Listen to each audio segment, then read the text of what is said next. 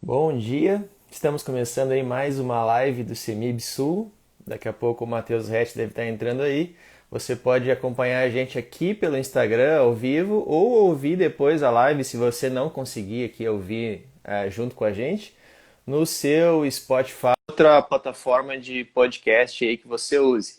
Se a gente não está na sua plataforma de podcast, você pode nos avisar e a gente vai dar um jeito de colocar o nosso programa em algum podcast lá. E também você pode nos encontrar no YouTube e no nosso Facebook. E aí, Matheus, como é que tá? E aí, Romenick, tudo tranquilo? Tudo bem? Vamos Tudo continuar beleza. então discutindo a Bíblia aí, mais um almoço teológico aí, discutindo Gênesis 1, 2, 3, versículo a versículo, capítulo por capítulo. Vamos lá, Vamos estamos lá? à disposição. Beleza, então a gente tem algumas perguntas aqui que a gente vai tocar no final. Quem tiver perguntas ao longo da live pode ir postando aqui no chat aqui embaixo e a gente vai respondendo ao longo da conversa. E a gente tinha parado, Matheus, na última vez que a gente conversou aqui em Gênesis 3, e a gente tinha ido mais ou menos até o versículo 13, que fala sobre a queda, como é que o homem caiu. E aí, logo em seguida, aí a gente vai entrar no próximo assunto que a gente vai começar essa live hoje, a gente vai falar sobre as consequências da queda. Então, o texto imediatamente seguinte aqui ao que a gente estava lendo na última live é o versículo 14 do capítulo 3, onde Deus começa a amaldiçoar a serpente. Ele diz que maldita ela é entre os animais domésticos, entre os animais selváticos, e ela vai rastejar sobre o ventre e comer o pó. E aí depois ele fala sobre a maldição para o homem, maldição para a mulher e alguns outros tópicos interessantes, mas sobre a maldição da serpente, tem alguma coisa que a gente pode comentar que é interessante sobre esse texto aqui antes da gente avançar? Eu acho que aqui a gente tem a questão de que toda atitude ela tem consequências, todas as, as práticas têm consequências, não importa o nível de consciência que o ser tenha, né? A pessoa, nesse caso é um animal, a gente tem a perspectiva do mundo espiritual também, mas não importa o nível, essa caneca do Grêmio aí é para provocar, né? Essa aí Claro, eu senti 4. que Mas o Cruzeiro botou 4 esses tempos também, né? Então tá equilibrado. botou também. Só Cara, um na que Série A, um na Série B, mas, né? a divisão Guardadas inferior. as devidas proporções. O Cruzeiro está pagando pelas suas escolhas, né? Claro, Então, uma todas as aplicação atitudes prática. têm consequências, né? Ninguém escapa Cruzeiro, a desse serpente, princípio. não. Nem no mundo do futebol. Então, então assim, a gente vai observar dentro dessa circunstância. A serpente, ela, por conta de ter se permitido ou ter sido o canal utilizado para poder enganar Adão e Eva, ela passa a ser amaldiçoada e passa a estar em uma condição de maldição. Isso vai Uhum, mostrar e apontar para nós, que a gente vai ver na sequência, isso vai falar sobre as maldições de maneira geral, que o nosso planeta ele entrou num estado de maldição, né? uhum, Porque é a ideia de rebelião em relação a Deus, né? Então essa rebelião ela acontece no nível é, é, é, espiritual, ela acontece no nível humano, ela vai acontecer no nível animal, né? E isso vai afetar o nível mineral, ou seja, toda a criação em todas as uhum, esferas passam a ser afetadas pelo pecado e as consequências disso. uhum. Então, já pegando esse teu gancho, Matheus, essa questão da maldição que há sobre o mundo por causa do pecado. Então, um aspecto é essa maldição sobre a serpente, e aí a gente tem a maldição sobre a mulher, sobre a multiplicação do sofrimento na gravidez, e a maldição sobre o homem, onde Deus diz que maldita é a terra, e que daí do suor do rosto ele vai comer, e que no fim da vida ao pó ele vai retornar. Então, tu pode comentar sobre isso, mas esse maldita é a terra tem alguma coisa a ver com isso que tu estava falando sobre todo o mundo, até a parte mineral do mundo está sobre uma maldição? Aham, aí você vai ver que o planeta ele não é um lugar agradável mais, né? Maravilhoso mais, perfeito mais. Ele é turbulento, ele é conturbado, ele é hostil, inóspito. Ah, as próprias condições minerais da Terra foram afetadas a ponto de quando Deus fala para Adão, ó, você vai ter que agora lavrar o solo para você poder plantar e colher, e não vai produzir só o que você plantar, vai produzir coisas Uhum, ruins também no meio disso tudo. Então a gente vai percebendo que essa afetação ela foi plena, né? A uhum, maldição ela é extensiva a toda a criação, já que toda a uhum, criação ela foi criada por causa do ser humano, né? O ser humano ele é a razão de todas as outras coisas que Deus criou e o ser humano criado para Deus. Então uhum, essa relação simbiótica, vamos dizer uhum, assim, ela é percebida no pecado também na maneira como afeta todo o planeta, os animais, a Terra, e aí depois os seres humanos, que aí é onde pega mais para nós, né? Porque afeta as nossas relações, afeta a nossa existência aqui nessa Terra, então a gente vai ter essa uhum, circunstância toda presente. uhum. A gente já tem uma pergunta bacana ali da Tânia, mas antes de a gente entrar nessa pergunta, para não perder a sequência de raciocínio, a gente vê que ao longo da história da humanidade, muitos pensadores e muitos filósofos falam sobre como o mundo ou a vida não faz sentido, como o mundo é mal, como existe muita infelicidade, como existe sofrimento no mundo. Eles ficam tentando, né, por meios seculares, achar um sentido para a vida e achar um jeito, uma perspectiva para encarar a vida que faça sentido desse mundo, como tu citou, que parece que tem alguma coisa errada com ele. Então a gente pode rastrear todos esses anseios e angústias filosóficas que os pensadores e as pessoas sentem de volta lá para essa questão da queda e dessa maldição que está sobre o mundo. Então é isso que as pessoas estão sentindo que está errado, é isso que a Bíblia está explicando aqui para nós, por que está assim.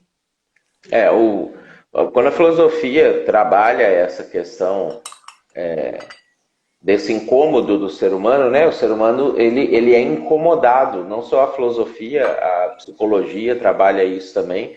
O ser humano ele vive num estado constante de incômodo, de insatisfação, de incompletude, tudo isso vai fazer parte dessa circunstância da maldição, porque é aquela situação. A gente foi criado para alguma coisa específica que não tem mais, né? Uhum, Mas no nosso DNA, na nossa origem, na nossa alma, tá, essas coisas estão impressas lá de uma maneira que o fato da gente não estar servindo para o que nós fomos feitos nos incomoda. O problema é que da filosofia e da psicologia sozinhos, principalmente pelo que os grandes postulantes contemporâneos dessas ideias são ateus, é que eles são bons em encontrar os problemas, eles não conseguem apontar nem a raiz do problema, nem a solução do uhum, problema, né? Porque a raiz e a solução não estão no problema em si. E eles ficam, então, circulando só em torno da insatisfação, do uhum, sofrimento, da uhum, dificuldade. Né? Alguns ramos uhum. caminham até para o cinismo e passam a Uhum, dizer assim, não, é assim mesmo, uhum. A contente-se com vida é um isso, não tem o absurdo, que não tem fazer. sentido, não procure nada mais. Exatamente. E aí caminha para esse sentido. Uhum, Só que lá na história da criação, da origem, do início, já vai apontar para a gente por que essas coisas aconteceram. uhum, Porque o propósito da Bíblia não é só jogar na cara da gente que a gente fez uhum, bobagem, né? É mostrar qual é o caminho de volta. Só que uhum, para falar como é que eu volto, tem que dizer como é que eu fui, né? Para poder voltar por aquele mesmo caminho. Né? Então, uhum, mas a gente já tem isso lá na origem. uhum. Ótimo, ótimo. E sem a Bíblia para aprontar o caminho de volta, a única resposta, assim, de seguir a lógica até o fim é o absurdo mesmo, não tem solução. E por isso que o pessoal chega nessas ruas sem saída. Mas É. vamos para a pergunta da Tânia, que ela perguntou por que em algumas traduções da Bíblia fala que Deus se arrependeu de criar o homem. A gente vai ter essa fala já lá em Gênesis 6:6, né? Então você vai ver que é, não foi exatamente nesse momento do capítulo 3. Aí a história humana vai avançando, o ser humano ele vai indo de mal a pior, ao invés dele regressar e voltar-se para Deus e invocar a Deus e estar com ele vai só piorando, vai só avacalhando. A gente vê, nosso mundo está desse jeito, né? A gente percebe que as coisas vão só piorando e só avacalhando. E aí chega no capítulo 6, que vai ser o auge do caos, que é onde Deus ele fala isso, porque realmente é o que Deus sentiu. E isso é uma coisa que às vezes a gente perde a dimensão dessa pessoalidade de Deus, dessa personalidade de Deus, de que Deus tem sentimentos iguais os nossos sentimentos, porque nós temos por causa dele, né? Ele viu como que ele sentia as coisas e colocou esse tipo de coisa dentro da gente. Então, assim como a gente às vezes faz coisas e aí aquelas coisas não caminham para o propósito para o qual a gente criou, a gente sente mal de ter feito aquilo, pensa, puxa vida, não era isso que eu queria, não era esse sentido que eu queria, esse caminho que eu queria. Isso aconteceu com Deus também. Ele olhou para a criação, olhou para a gente, né, de maneira geral, viu que não era isso que era para ter acontecido, que o rumo tomado foi completamente diferente do que ele quis, se arrependeu. Falou, bom, não era o que eu queria que tivesse acontecido, não era o meu propósito quando eu criei, mas vamos lá, né? Porque Deus também assume a responsabilidade, vamos dizer, pelo que está acontecendo, se compromete com consertar o que foi estragado, e o caminho segue. E aí a história da Bíblia, a narrativa bíblica, vai continuar avançando. Então, esse se arrependeu é menos aquela coisa de Deus errou e mais uma expressão de um sentimento de quebra de expectativa. Deus tinha uma expectativa como para o ser humano e o ser humano quebrou essa expectativa e Deus tem uma Exatamente. emoção sobre isso. Exatamente. É porque quem errou foi o ser humano, né? Uhum. Agora, o ser humano errou porque Deus deu a ele liberdade para poder fazer as suas escolhas. E Uhum. ele não ia tomar essa liberdade do ser Uhum. humano. E aí, a partir disso, como o ser humano é livre, ele pode fazer o que ele quiser, Uhum. inclusive o que Deus não quer que seja feito. Uhum. Então, Deus assume o risco desse tipo de coisa acontecer quando ele dá Uhum. liberdade para o ser humano. E Uhum. assume a responsabilidade também pela coisa errada que o ser humano eventualmente podia deixar fazer errado. A gente vai Uhum. ver lá na frente a Bíblia falando, quando vai falar sobre o sacrifício de Jesus, a Uhum. morte de Jesus, que ele foi morto antes da fundação do mundo, ou desde a fundação do Uhum. mundo, porque Deus já assumiu a responsabilidade pelo erro que o ser humano traria. E aí o Uhum. arrependimento dele não é, puxa, eu e Deus errei. Não, eu, Uhum. Deus, acertei, dei a liberdade, queria que fosse por um caminho, o ser humano Uhum. pegou, vai para o outro caminho, que pena que foi Uhum. por esse caminho, que Uhum. triste isso, não era o que eu queria que tivesse acontecido. E Uhum. aí ruma, a partir daí, a história Uhum. para o conserto disso tudo, né? E aí, Uhum. como é a vida da gente, a gente tem momentos tristes e infelizes por algumas coisas que acontecem, assim como a gente também tem Uhum. momentos felizes, né? De celebração, de alegria. Então, na Bíblia, nós vamos ver esses momentos acontecendo com Deus, tanto esse que a Tânia citou, quanto momentos de alegria e felicidade que também vão suceder Uhum. quando as coisas derem certo. Uhum. É bac... Então, Uhum. Deus está vivendo, né? Sim. É bacana essa perspectiva, Matheus, sobre as emoções de Deus, porque eu vejo muita gente fazendo. Ó, a Tânia agradeceu, eu também vou agradecer aqui a pergunta e o abraço que o Thiago mandou. Aqui a gente é legal essa perspectiva sobre as emoções de Deus, porque eu vejo muito esse tipo de versículo que fala que Deus se arrependeu ou Deus se irou em outros textos, gera muito desconforto em gente que tenta interpretar a Bíblia e se criaram muitos malabarismos teológicos para tentar explicar esse tipo de texto que fala de Deus com emoções. E aí se cria até uma corrente que é bastante forte na teologia de que Deus, na verdade, não tem emoções. Deus é um É. ser meio abstrato, inacessível, que a gente não consegue imaginar, e é o autor do texto aqui que está escrevendo que está usando emoções para explicar para nós, como se fosse uma metáfora, uma analogia, como Deus pensa sobre as coisas, mas que na verdade a gente nem consegue imaginar como é que Deus tá se sentindo ou pensando.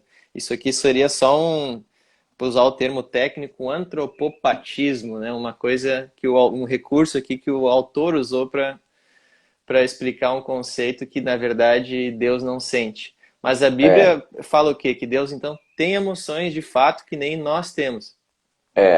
o antropo de homem, né? Uhum, E patismo de patos, que literalmente é caminho, mas a gente usa quando a gente fala sobre simpatia ou empatia. Então, o antropopatismo seria pegar um sentimento que é próprio do antropo, do ser humano, e atribuir ele a Deus para fazer sentido para nós. uhum, Né?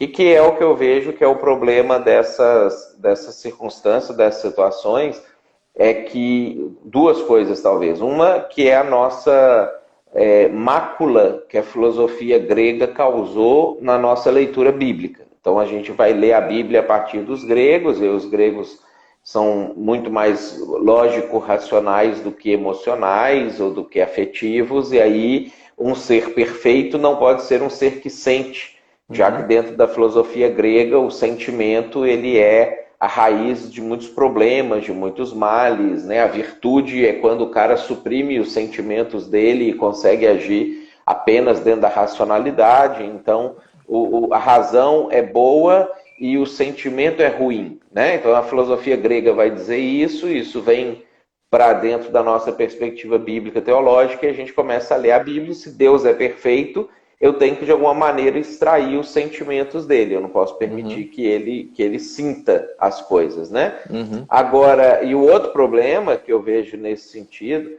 é que aí a teologia faz isso, a teologia reformada principalmente, ela acaba fazendo muito isso, pecando nesse sentido, é você trabalhar Deus ou tratar Deus como se ele fosse um conceito, não uhum, como se ele fosse uma pessoa. E dentro da ideia de conceito, eu vou precisar criar uma série de explicações, aplicações, formulações que tem que ter suas pressuposições lógicas derivando da base, e aí você tem que seguir todo um programa para você uhum, atingir aquela conclusão a respeito de Deus e você explicar Deus. Aí eu acho engraçado porque a alternativa a isso é que a própria teologia reformada às vezes uhum, trabalha a ideia que não, ninguém explica Deus. Não, mas você acabou de explicar, né? uhum, Porque quando você cria teofania, antropopatia, e você vai criando, você está explicando. Né? uhum, Então não podemos ser hipócritas de falar que a gente não fica tentando o tempo todo explicar Deus. O uhum, problema é que ao invés da gente explicar Deus a partir do fato dele ser uma pessoa, que é o que ele é, a gente tenta transformar ele num conceito, que é o que ele uhum, não é. Né? uhum, Então, para mim, o grande problema que gera isso, essa dificuldade, essa diferença de visão que a gente tem a respeito de Deus, é justamente enxergar ele como um conceito, uma ideia, ao invés de como uma pessoa. E a gente é uhum, pessoa, então ele é pessoa também. É mais fácil, por empatia, a uhum, gente entender e enxergar Deus do que uhum, apenas por uma conceituação. uhum. Ele não é uma ideia, né? Eu vou fazer minhas as palavras da Tânia ali sobre essa explicação. Perfeito, Matheus. A gente herdou muitos métodos e conceitos da filosofia grega que são estranhos ao que o autor queria dizer quando escreveu a Bíblia, né? Então, é Uhum, bacana a gente uhum, voltar a essa perspectiva mais original, mais próxima do contexto bíblico mesmo. E uhum. aqui, Mateus, para a gente avançar no texto, no versículo 15, a gente tem uma fala de Deus aqui no meio dessas falas sobre a maldição. Tu mandou um tchauzinho para Nádia Hatch. Deus fala que o seguinte, ó, porém inimizade entre ti e a mulher, falando para a serpente. Então, entre a tua descendência e o seu descendente, este te ferirá a cabeça e tu lhe ferirás o calcanhar. Do que Deus está falando aqui com essa inimizade entre a descendência da mulher e a serpente? Isso é uma mini profecia do Evangelho. O que Deus está fazendo aqui já logo na sequência da queda? Esse versículo 15 ele é chamado de proto-evangelho, é a primeira vez que Deus anuncia uma boa notícia em meio ao caos. né? Tá tudo ruim, vocês vão morrer, deu zebra, foi horrível, estou amaldiçoando, mas antes disso, eu já vou avisar para vocês que um dia isso vai ser desfeito. E aí esse versículo 15, ele é o anúncio do desfazimento do pecado, o anúncio do desfazimento das consequências das decisões que eles tomaram e das maldições que agora Deus ia impor sobre eles, que vai vir logo na sequência. E aí, nesse momento, o serpente, semente da serpente, semente da mulher, passa a ser uma referência ao fato de que Jesus viria e desfazeria aquilo que o diabo fez quando enganou o ser humano. Então, Jesus assumiria essa circunstância, não sem sofrimento, ele ia ter o seu calcanhar ferido, né? Então não sem passar por um problema em relação a isso, não totalmente ileso, mas era só o calcanhar dele que seria ferido. Ele ia derrotar definitivamente os efeitos dessa consequência do engano da serpente e daquilo que aconteceu. Excelente. Então aqui a gente já tem um resuminho do plano de salvação. E aí, na sequência, no versículo 21, fala que fez Deus vestimenta de peles para Adão e sua mulher e o vestiu. Então, para ter feito uma vestimenta de peles, ele deve ter matado algum animal que estava ali perto para poder ter feito isso. Isso pode ser, tem algum sentido aqui? Isso pode ser considerado como uma espécie de um primeiro sacrifício, algum esforço didático de Deus para mostrar alguma questão sobre a consequência do pecado? É interessante porque você imagina assim, ó, que Adão até então nunca tinha visto morte, e os animais para ele, a referência que ele tinha dos animais eram seres bacanas que Deus tinha criado, bonitos. Ele tinha acabado de dar nome para aqueles animais, então ele tinha já estabelecendo uma relação de afeto com aqueles seres, né, com os animais.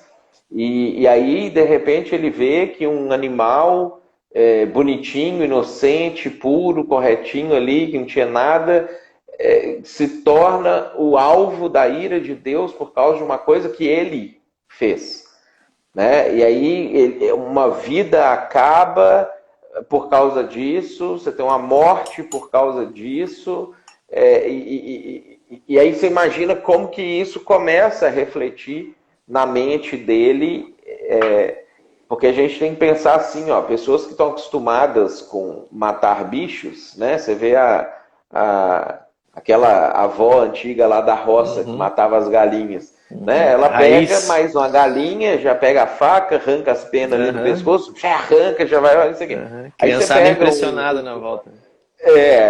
aí você pega isso e pede pro rapazinho ali dos seus 18 anos de idade, que nunca saiu de casa direito, guri de apartamento, só joga videogame e tudo, pega ele para arrancar o pescoço da galinha. Né? Então o Adão, naquele momento, não era um ser rústico que matava animais, ele era essa pessoa ainda que nunca tinha visto isso acontecer.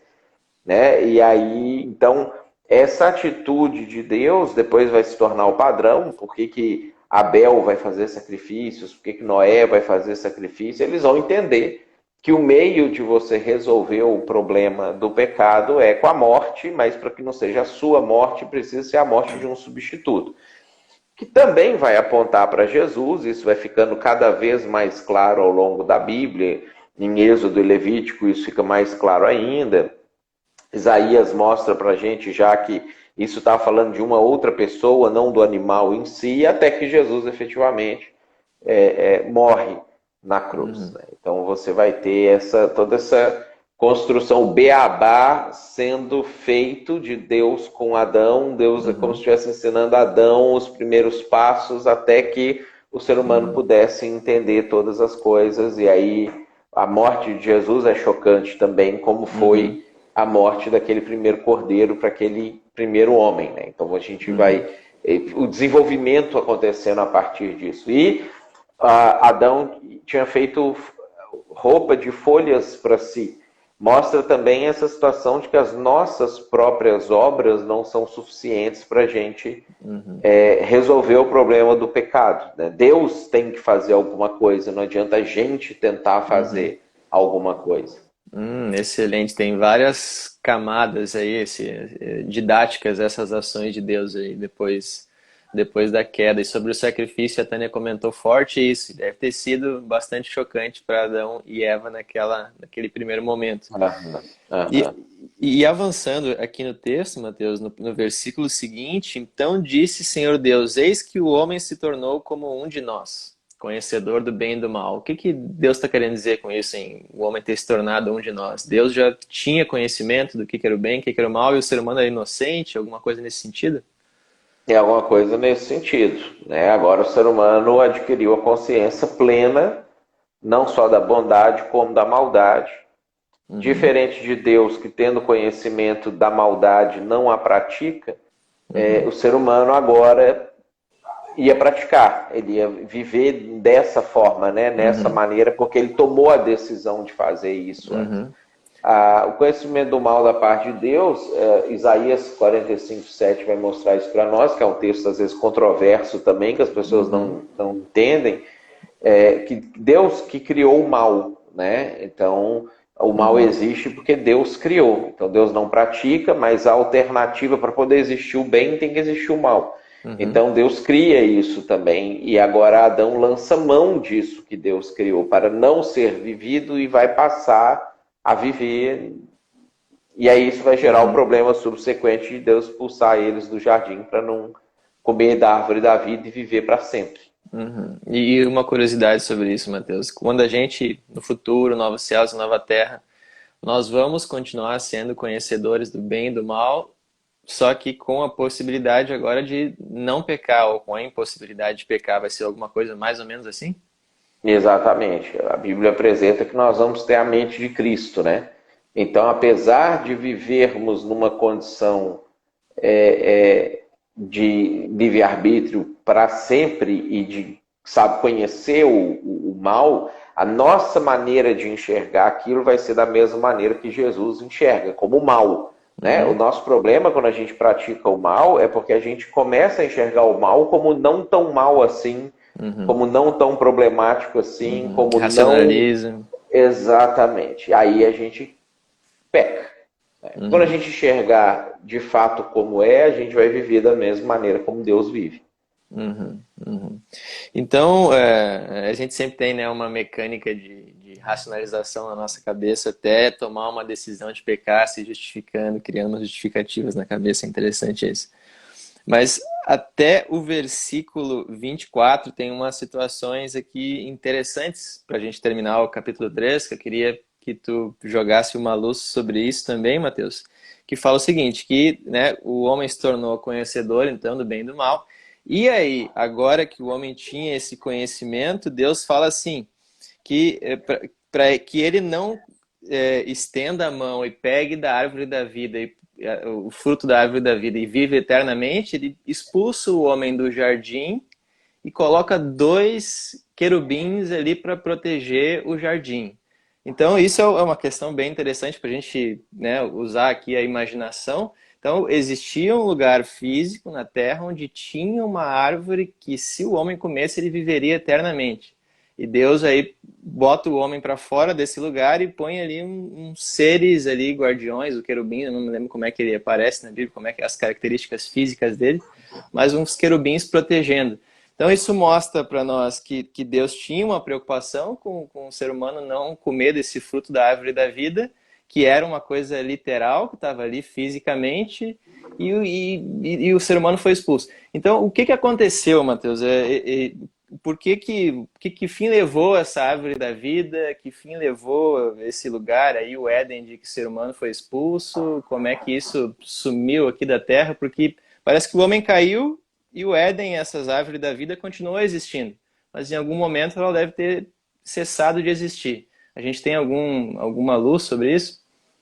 Olha, pelos livros apócrifos, tá? Ela ficou ali até o dilúvio. E aí, depois do dilúvio, que aquilo teria sido retirado, o jardim destruído, né, e a árvore retirada da terra. A gente vê em Apocalipse que ela vai retornar no fim dos tempos. A árvore da vida está presente na Nova Jerusalém, Uhum.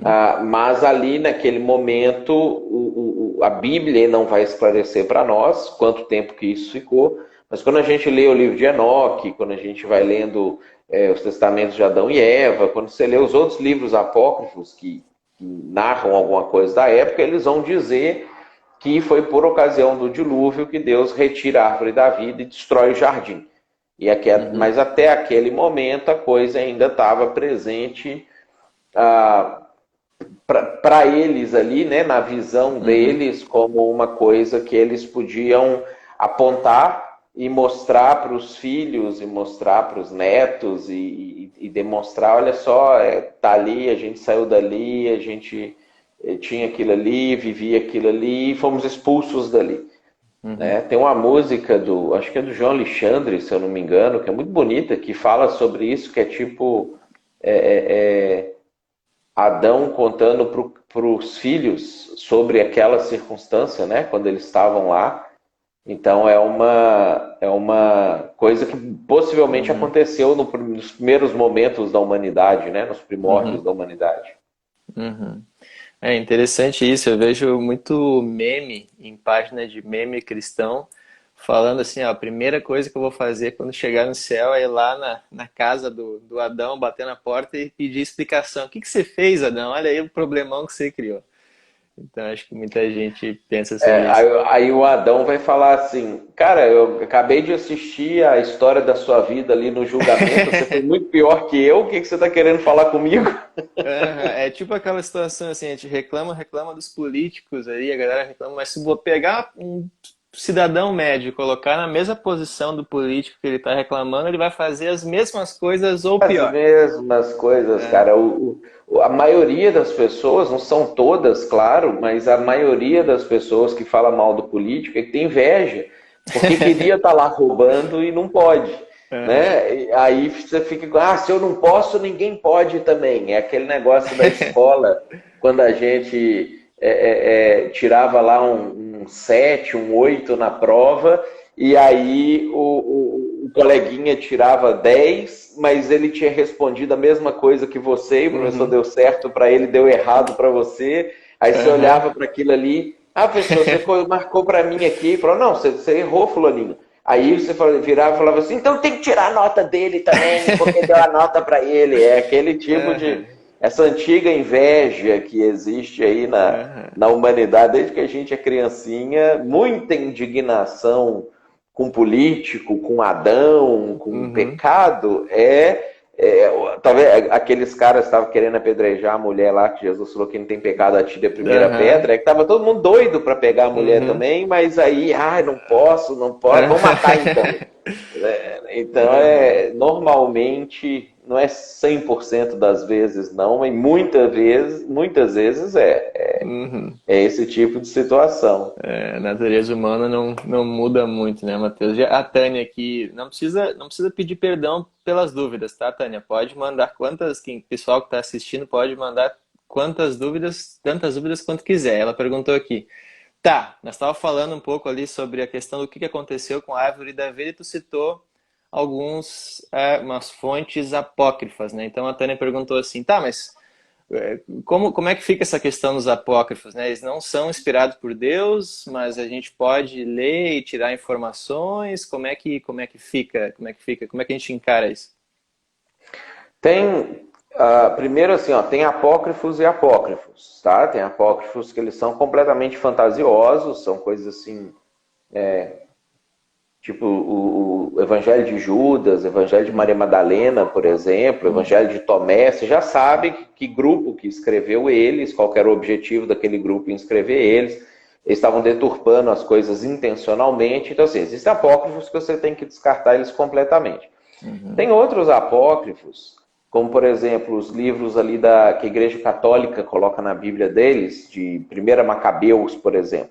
São uhum, livros históricos, eles não são inspirados por Deus, nós não podemos tirar lições para a nossa vida dali, não podemos usar aquilo como palavra de Deus, mas eles são fontes históricas que informam para nós coisas que aconteceram naqueles momentos específicos. Então, por exemplo, quando a gente lê o livro de a carta de Judas, né, que é aquele livro antes de Apocalipse, o Judas irmão de Jesus, não o Iscariotes, a gente vai ver que Judas ele usou 2 livros apócrifos para fundamentar a carta dele, a escrita dele, que foi o livro de Assunção de Moisés e o livro de Enoque.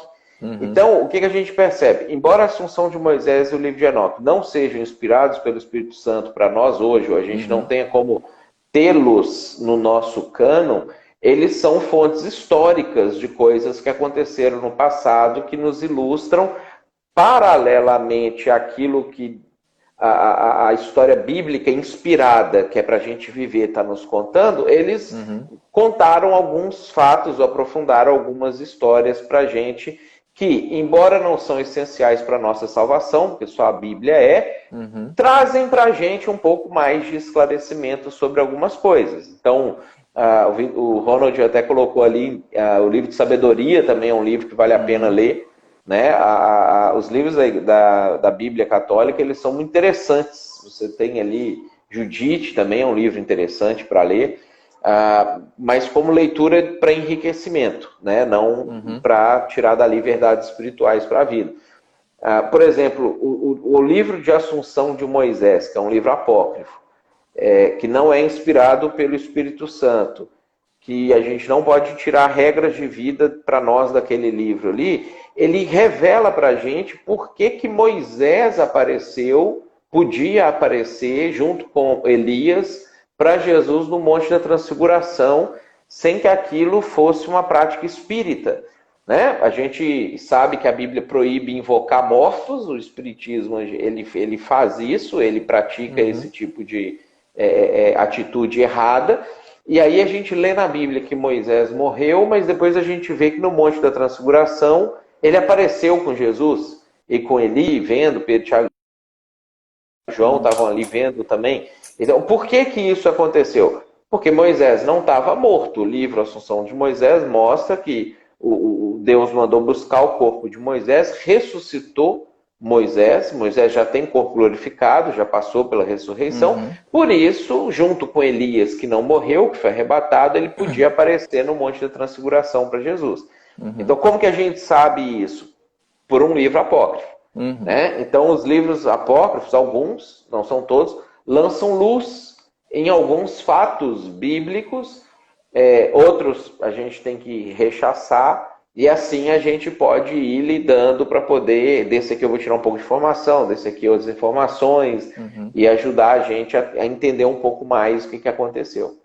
Eu acho interessante esse assunto e essa pergunta da Tânia, porque eu vejo que no mundo, né, cristão, os livros apócrifos são meio que um tabu, né? Embora a gente tenha que se aproximar deles com uma certa cautela, parece que o pessoal trata eles como se fosse um livro de ocultismo, assim, como se fosse eles têm um receio de lidar com esses livros, até porque muitos deles são de fato heréticos. E até para o pessoal que não sabe do que a gente está falando, os livros apócrifos são livros que tratam de vários personagens e histórias envolvendo ali personagens bíblicos, mas que não são livros do cânon, né? Que não são livros que entraram para o cânon da Bíblia que a gente tem hoje. Então, a gente vê muitas matérias aí, sei lá, da revista Super Interessante, falando que, na verdade, então, Jesus, ele casou e teve filhos e teve uma outra história que é a história verdadeira, e põe lá uma manchete escandalosa na Super Interessante. E geralmente, quando a Super Interessante faz isso, ela vai lá e cita algum livro apócrifo que eles falam que é meio que contemporâneo aos evangelhos, que contaria a história verdadeira de Jesus. Então, por causa desse tipo de prática e desse tipo de coisa, o pessoal tem muito medo de lidar com os livros apócrifos. Mas eu acho interessante tu citar isso, porque tem conhecimento ali que pode ser útil também. Agora, como é que a gente sabe, Mateus, diferenciar qual fonte, qual livro apócrifo eu posso extrair alguma coisa que vai me ajudar a compreender um pouco mais a Bíblia, e qual tipo de livro apócrifo eu devo evitar e considerar como herético? O filtro principal é o próprio texto sagrado, canônico da Bíblia. Então, qualquer livro que esteja afirmando uma coisa que o resto da Bíblia está dizendo completamente diferente, automaticamente ele tem que ser rechaçado. Então, você vai pegar os livros do gnosticismo, por exemplo. Eles falavam que Jesus, que o Cristo, o Messias, ele não era aquela pessoa, Jesus, de carne e osso que estava andando por ali, que o Messias era um espírito que tinha vindo, né, e que usou aquele corpo durante um tempo que ele estava aqui para poder fazer aquilo, algumas coisas que ele precisava, e que a crucificação foi a libertação do Messias, o momento que esse espírito pôde se libertar daquele corpo e pôde sair dali. João, apóstolo de Jesus, já no fim da vida, porque esses livros tinham começado a circular na época deles, as ideias tinham começado a circular, ele vai escrever uma parte lá da carta dele e falar assim, se alguém diz que Jesus não veio em carne, esse é anátema. Você tem que fugir desse cara, porque esse espírito é do anticristo. Ou seja, ele já estava condenando os escritos gnósticos desde aquele momento, o que faz com que a gente também tenha que imediatamente rechaçar qualquer livro apócrifo que venha do gnosticismo. Por outro lado, nós temos outros livros que eles não se propõem a ser doutrinários, eles se propõem a ser só históricos, contar uma história, contar um fato.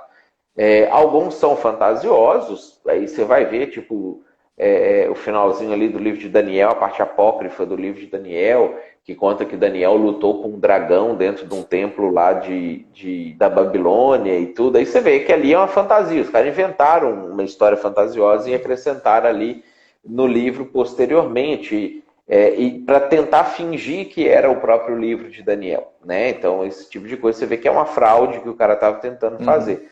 Agora, quando o cara, ele mesmo escreveu aquilo ali, ele já disse o que ele está escrevendo, ele está contando uma história, são histórias que aconteceram de verdade, a gente pode, normalmente isso é atestado por outras fontes históricas ou também pelos escritos dos rabinos, que viveram naquela época lá e sabia da onde que o livro tinha surgido, o que ele estava dizendo, o que ele estava falando. Então isso, de certa forma, nos dá um suporte, uma base para a gente poder aceitar ou olhar aquele livro apócrifo como fonte histórica, nada mais do que isso. Né? Como uma base de amparo para a história. Quando a gente lê o livro de Samuel e Reis, você vai ver que em vários momentos eles falam assim, quanto aos mais atos, não sei o que, não está escrito no livro dos justos, não está escrito no livro das histórias do rei de Israel, dos reis de Judá, né? Aquela canção que Davi compôs lá do hino ao arco para Saul e Jonatas, foi escrito num outro livro. Então, eles tinham uns outros livros que dão origem a alguns desses livros apócrifos, que são livros históricos. Então, não são inspirados por Deus, não é vida para nós, mas traz informações úteis e a gente pode utilizar. Muito bacana. Então a própria Bíblia já nos dá uma régua de como avaliar esses livros apócrifos e a própria tradição rabínica e de sabedoria lá cristã que era contemporânea, a escrita desses livros já também nos dá um norte para saber a procedência e a confiabilidade histórica daqueles livros. Bacana, Matheus. E aí, assim, pegando na mesma esteira aí de livro apócrifo, cânon, livro inspirado, a gente tem uma pergunta do Gabriel Ornelas, que é quais as provas que temos de que o Novo Testamento é inspirado por Deus e não só cartas de homens de Deus, né? Boas pessoas, mas que não eram inspirados. Como é que a gente vai definir o que é um texto inspirado e um texto que não é? Primeiro, quando a gente vai falar dos evangelhos, a história dos evangelhos é a história inspirada, é a história de salvação. Eles contam a história de Jesus para nós, e o fato deles estarem narrando essa história propriamente dita, por si só, já dá credibilidade, validade para as coisas que estão ali. O fato de que foram escritos vários livros por pessoas independentes contando a mesma história, valida aquilo ali para nós como fonte de credibilidade. E depois nós vamos ter as cartas, que são ensinos doutrinários para a igreja, que a gente vai usar os mesmos filtros que usaria para um livro apócrifo. Por exemplo, a carta de Romanos, ela é uma carta que orienta a igreja a partir do que a Bíblia está dizendo, ou ela vai contra o que a Bíblia diz. Então, se ela está dizendo o que a Bíblia está dizendo, e ela é validada por outras passagens bíblicas, porque a Bíblia vai validar a própria Bíblia. Então, eu posso entender que aquela carta é uma carta válida para ser utilizada como livro inspirado. Os próprios apóstolos de Jesus, que eram aqueles que receberam de Jesus a autoridade, a autorização para poder dizer o que é e o que não é verdade, validaram muitos desses livros. Né? Pedro, por exemplo, valida as cartas de Paulo quando ele está escrevendo, embora ele fale, é meio difícil de entender, mas é bom. Né? Você tem que aceitar aquilo ali mesmo. Então, eles mesmos colocam as cartas em níveis comparáveis com os próprios textos bíblicos. Lucas, quando vai escrever o evangelho dele, ele fala, não, outros já escreveram também. Né? E é bom, não sei o quê, mas eu quero te dar uma narrativa coordenada para você converter. E a gente tem, para mim, que é o principal elemento, que são as promessas do próprio Jesus, né? De quando ele fala assim que até que o céu e a terra passem, nenhum i, nenhum tio cairia da lei. E depois ele fala que também, até que o céu e a terra passem, nada do que ele disse cairia até que tudo se cumprisse. Então, ele tem o interesse maior de preservar a mensagem, porque senão como que o ser humano poderia ter uma mínima possibilidade de chegar ao conhecimento da verdade, se não fosse o próprio Deus que tivesse se empenhado em fazer com que essa verdade, esses escritos, essas histórias fossem preservadas tais quais elas aconteceram. Né? Então, além dos elementos lógicos, históricos, documentais, nós temos um elemento de interesse do próprio Deus, porque o único livro que fala que existe Deus é a Bíblia. Se você excluir a Bíblia da equação, não tem nenhum outro senso comum, livro, revelação, epifania de uma pessoa na história da humanidade que chegou à conclusão de que existe Deus. Né? Eles falavam que existiam deuses, achava que a natureza era Deus, achava que tinha deuses no Monte Olimpo, brigando entre eles e transando com os homens e tendo filho e aquela confusão, e não sei o que. Isso foram as concepções humanas. Né? Então, o único livro que falou que existe Deus é o livro que Deus fez questão de que fosse preservado e pudesse ser mantido, pudesse ter uma continuidade, pudesse não ser alterado, não ser adulterado, porque é a única chance que o ser humano tem de poder chegar a alguma informação confiável a respeito de Deus. Né? Se tira a Bíblia, então tira Deus, porque você nem tem como saber que ele existe. Excelente. E de novo, Matheus, eu acho que muito desse tipo de dúvida que muitas pessoas têm, né? Como saber se a Bíblia de fato é uma palavra inspirada por Deus ou só uma galera que inventou um monte de loucura, é muito alimentado por esse tipo de coisa que a gente vê na cultura pop em geral, em matéria da Super Interessante ou outras revistas históricas, dizendo que acadêmicos da universidade e tal, segundo critérios sei lá da onde, não validam os evangelhos ou o Antigo Testamento como uma fonte histórica confiável por X, Y, Z e dão lá as razões. Mas é interessante dizer que quando a gente faz uma análise, inclusive uma análise acadêmica, de uma forma mais isenta, os evangelhos e os escritos neotestamentários, bíblicos, eles passam em todos os critérios acadêmicos, inclusive com mais credenciais do que fontes que ninguém questiona. Ninguém questiona que, sei lá, Marco Aurélio escreveu as meditações filosóficas lá não sei quando. E a gente tem muito menos validação acadêmica, histórica, para que essa figura tenha existido e que ele mesmo tenha sido o autor do livro que eles dizem que tem, mas o pessoal fica tentando achar picuinha com a Bíblia o tempo inteiro, mesmo não tendo, mesmo sendo parcial, mesmo eles tendo critérios diferentes. E aí, na nossa matéria aqui de apologética, no seminário CEMIB-Sul, aí, que você pode fazer online, inclusive, isso aí, para fazer uma propaganda. E eu cito, inclusive, tá na apostila ali, eu não lembro o nome do cara, mas é um arqueólogo, que ele duvidava de que Atos fosse um livro histórico, que fosse um livro fidedigno, uma narrativa fidedigna. E aí esse arqueólogo, foi no século passado isso, ele resolveu que ele ia fazer uma viagem pela mesma rota que Lucas descreve no livro de Atos, para tentar achar elementos que ele, a partir daquilo, conseguisse desprovar que tenha sido uma narrativa real, a narrativa de Atos. E aí o cara foi fazendo a viagem e cada vez mais o conhecimento que Lucas apresenta em Atos ia sendo confirmado de uma forma que uma pessoa não teria conseguido inventar. Só alguém que tivesse vivido lá naquela época saberia daqueles detalhes sobre as marés, sobre os ventos, sobre como é que funcionava a administração local, qual era o nome do cargo do cara que era supervisor, não sei do que, ele sabia tudo isso. E aí esse arqueólogo, no fim dessa viagem que ele fez para desprovar Atos, ele se converte, porque ele vê que era muito precisa a narrativa de Lucas.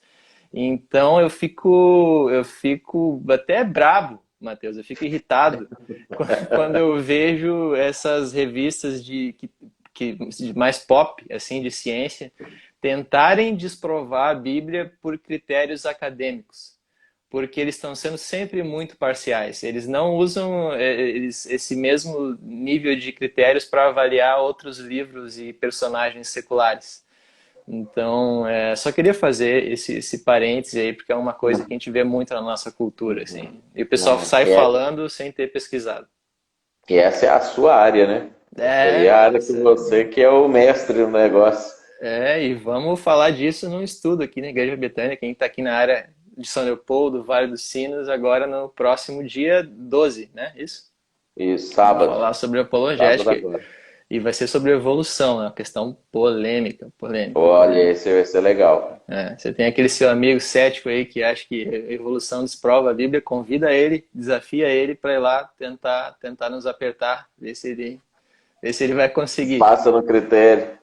Isso, aqui tem um comentário do Johannes da Silva que fala assim, ó, como é que as pessoas não creem em verdades tão óbvias como as da Bíblia? Eu também não sei, Matheus. Como é que tem alguma explicação, alguma coisa psicológica, alguma coisa espiritual? É o sistema do mundo Tem, que... tem, tem. Tanto em 1ª quanto em 2ª Coríntios, por exemplo, Paulo fala, Jesus fala isso também lá em Mateus, que as pessoas elas ficam literalmente, essa expressão que eles usam, cegas, né, para as coisas de Deus. E aí, por conta dessa cegueira, mesmo que a coisa está óbvio na frente delas, elas não conseguem enxergar. É uma coisa que às vezes eu falo assim, eu questiono para a pessoa que está tentando negar, eu falo, tá, então se não é isso aqui, é o quê? Né? Mas não importa, quando a pessoa está vendada assim, né? Então ela não quer saber o que é, ela quer só dizer que isso aqui não é. Às vezes, para aliviar a culpa, às vezes porque é bonito, né? Tem muita gente no meio acadêmico que gosta de seguir uma ideia porque é a ideia mais bonita, e aí eles querem estar na onda do momento e coisa assim. Então são as coisas que acabam fazendo esse tipo de coisa acontecer. Uhum. Eu percebo também muita... Vai ter live, a Tânia perguntou sobre o estudo. Vai dar para se inscrever, ô, Tânia, sobre esse curso aí, esse estudo sobre evolução, e daí você vai poder assistir a gravação. Não vai ter live, mas você pode se inscrever, não sei como, depois a gente passa aqui alguma informação e você consegue acessar isso daí. Ó, a Aline botou uma dica ou ideia para quando o ateu fala para provar ou nos fazer uma pergunta sobre a existência de Deus, pedindo uma dica sobre o que a gente faz. Bom, a primeira dica é você entrar no CEMIB-Sul, se inscrever e fazer as nossas aulas de apologética. A gente fala sobre todos os argumentos, sobre como responder ateus, sobre as perguntas sobre como é que a gente responde o problema do mal, por exemplo. Se Deus é bom e poderoso, por que ele permite sofrimento e mal no mundo? ou outros argumentos para provar logicamente que Deus existe ou responder questões científicas, eu não vejo uma alternativa a não ser se preparar e ter algumas respostas já de antemão. Mas a gente pode dar outras dicas mais sobre a questão de atitude, né? Como você aborda essas pessoas, tentar encontrar um terreno em comum para argumentar. Não sei se tu tem alguma dica sobre isso, Matheus, mas o que eu vejo frequentemente é que as pessoas, os cristãos, quando vão discutir com ateus, eles não conseguem, às vezes, se colocar na cabeça da outra pessoa com quem eles estão conversando. Eles falam, por exemplo, isso mesmo, onde estava Deus nesse momento? S. O pessoal às vezes tem dificuldade de entender que, por exemplo, às vezes está conversando com um ateu e ele não nem reconhece que a Bíblia é de fato uma palavra inspirada. Então, se tu vai começar a citar versículo e coisa para justificar, sei lá, o que Deus pensa sobre aborto, isso não significa nada para a pessoa, porque ele já não reconhece a Bíblia, então você tem que tentar encontrar um outro caminho para ir construindo a ideia de que a Bíblia é uma palavra inspirada, de que ela é fidedigna, de que os evangelhos são confiáveis, até encontrar um terreno comum onde você consiga expor mais argumentos. Então parece que as pessoas ficam falando para além umas das outras e nunca se encontram. Eu não sei, uma percepção que eu tenho no geral sobre conversa entre cristão e ateu. Não sei se você tem alguma outra dica nesse sentido. Quando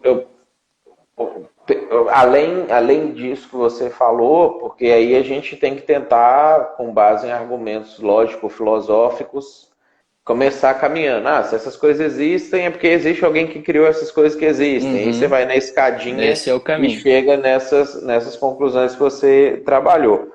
Uma outra coisa que às vezes eu sugiro se você não está querendo só ganhar o argumento ou alguma coisa nesse sentido, mas você está, na verdade, querendo trazer a pessoa, se você começar a caminhar com a pessoa e você se tornar amigo da pessoa, e você estiver realmente envolvido nos problemas das pessoas, e você começar a trazer soluções para os problemas das pessoas a partir daquilo que Deus diz, e você sempre mantiver o crédito para Deus, então esse é um caminho possível, né? Não garante sempre, mas é um caminho possível que pode fazer com que a pessoa comece a olhar de uma maneira mais favorável para Deus, porque ela vai ver que funciona.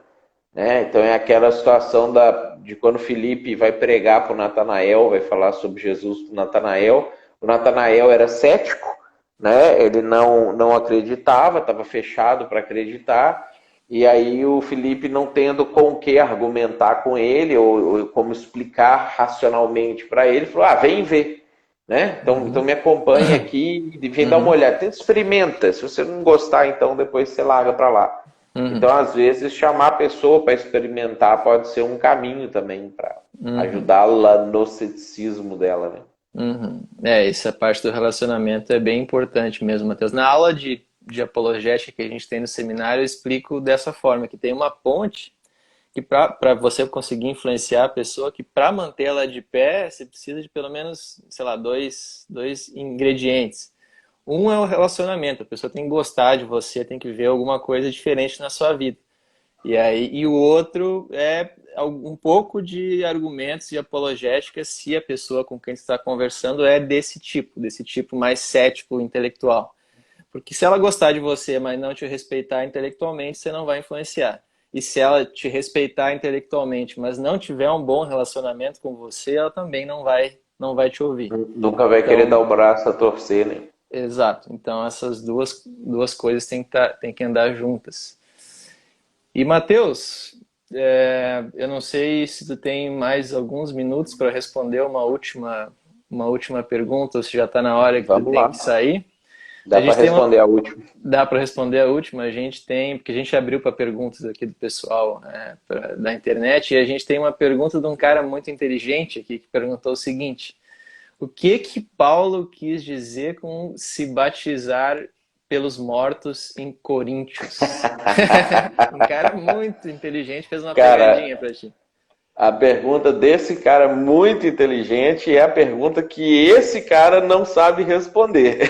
Ah, é? Olha só, descobrimos então, hein? Descobrimos então. Para o Por pessoal aí isso, que por isso que eu mandei essa pergunta para a live do CEMIG. Já que estava liberado estava para liberado, vai que responder, alguém sabe e responde, né? vai que alguém consegue me explicar isso. Esse, para Exato. mim, é um dos grandes mistérios das cartas de Paulo. É o que, que ele quis dizer com isso? Para mim, é um texto que não faz sentido nenhum. Nunca, já vi explicação, os Mormons têm uma explicação para isso, já vi Aham. explicação de outras pessoas, mas você vê que é um troço bem forçado, assim, é bem Não sacado. encaixa. Ele não embasou isso a partir de, não, era isso aqui, não sei o quê. Ele sacou da cabeça dele, vou dar essa, já que ninguém está dando a resposta, eu vou dar essa aqui. Uhum. Então, essa aí é uma das questões para mim mais curiosas. O que, que ele queria dizer com isso quando ele escreve Uhum. para o pessoal de Coríntios lá. Ah, bacana. Agora a gente já sabe. Para quem não sabe, a gente faz seminário, eu e mais uns alunos, com o Matheus Rett, e aí a gente tinha um desafio que o Matheus ia pagar um sushi para o aluno que fizesse uma pergunta bíblica que ele não soubesse responder. E ele falou assim: tem uma coisa que eu não sei responder. Mas a gente ficava tentando descobrir o que, que seria essa coisa que o Matheus não sabe responder. E agora ele mesmo se entregou. Então, Me entreguei. a gente já sabe. Quem quiser cobrar um sushi do Matheus é só perguntar isso aqui. Qual que ele quer dizer com essa Essa questão? aí para mim, é um mistério insondável. Eu fiquei curioso agora também de procurar a resposta. Matheus, só na saideira, então, para a gente encerrar a Uhum, live, aquela questão, só para resolver bem a pergunta da Tânia, que a gente estava falando sobre os apócrifos, aham. ela estava perguntando, junto com aquela pergunta dos apócrifos, se são inspirados ou não, de onde é que sai essa ideia de que a árvore da vida vai voltar. Então, mas não é num apócrifo que isso tá. O apócrifo falava de que, o que aconteceu com a árvore da vida que estava no Éden. Mas a questão da árvore da vida voltar no futuro é uma questão que está na Bíblia e não num livro Isso, apócrifo, né? isso. Lá em Apocalipse, capítulo 21 e 22, quando fala do novo céu, da nova terra, da nova Jerusalém, como que vai ser o futuro, quando Deus Uhum, restaurar todas as coisas e etc., a presença da árvore da vida é uma dessas coisas que será restaurada. Né? Fala uhum, que as suas folhas servirão de cura para as nações, então ela vai ter algum aspecto relacionado com a existência dos povos que estiverem vivendo aqui naquela época, e também vai produzir 12 frutos por ano, né? Então a Bíblia fala, aí Apocalipse fala que ela vai estar presente aqui de novo na próxima criação, na próxima era, no uhum, próximo momento, uhum, porque o fim dos tempos não é aquilo, né? O fim dos uhum, tempos é até o capítulo 20 de Apocalipse. Depois aquilo é o início de novos tempos. uhum, Né? Então, quando a gente estiver vivendo esses novos tempos com Deus, a árvore está presente lá também. uhum. E aí vai ser a árvore e não o jardim do Éden. E Só não o para Jardim do Éden. completar a resposta. É uma Uhum, ideia aí, se for o Tim Keller que fala isso, tem um desses que fala isso aí, eu não lembro exatamente quem, mas ele fala uma coisa interessante, né? Que é da árvore para a cidade, né? Que uhum, esse êxodo rural para a vida urbana, ela uhum, vai concretizar também nessa nova vida com Deus, né? No uhum, início Deus plantou um jardim, no futuro Deus vai construir uma cidade. uhum. Então, mas a árvore vai estar dentro da cidade. Uhum, bacana, bacana. E a Aline comentou que ganhou o sushi. Eu ganhei o sushi, ô, Aline, mas não foi por essa pergunta. A gente achou uma outra pegadinha pro Matheus que ele meio que não respondeu na hora e aí a gente forçou a barra e conseguiu Ganhou fazer sushi. valer. A aposta ele acabou cedendo ali, mas Eu tive que pagar conseguimos. por Rumenig. Conseguimos. O Kenan perguntou aqui: sushi pode ser substituído por churras? Aí tu tem que negociar direto com o Matheus, o Kenan. Eu não sei se ele vai aceitar. Ele que está propondo a aposta, ele que escolhe quais são os termos. Sushi é melhor que churrasco. Pois é. Isso é coisa de mineiro. Que, né? É. Mas, Matheus, eu te agradeço mais uma vez pelo teu tempo Bom, disponibilizado aqui cara. para a gente Bom. conversar sobre questões teológicas e responder perguntas. Todo mundo que tiver dúvidas pode mandar para a gente abre ali um espaço nos stories também, e a gente sempre tenta responder. Semana que vem ou na outra a gente vai voltar tratando de algum outro tema interessante da Bíblia, polêmico. E valeu, pessoal. Quem quiser pode assistir, passar, procurar depois esses nossos podcasts, essas nossas conversas no seu aplicativo de podcast ou no nosso canal do YouTube e assistir de novo, assistir andando no carro, lavando louça e aí você pode levar isso para qualquer lugar. Gente, amei estar com vocês. O Johnny perguntou que ficou curioso que pergunta é essa que a gente fez para o Matheus. Eu vou te mandar até um videozinho sobre essa pergunta que a gente fez na época, comemorando que a gente conseguiu achar a pergunta, o Johnny. E é isso aí, pessoal. A gente vai encerrando a live por aqui para a gente, todo mundo poder almoçar, quem ainda não almoçou, e seguir aí com a tarde. Valeu, Matheus. Valeu, Valeu. pessoal. Foi Até a joia estar próxima. junto. Um abraço para todo mundo aí. Abraço.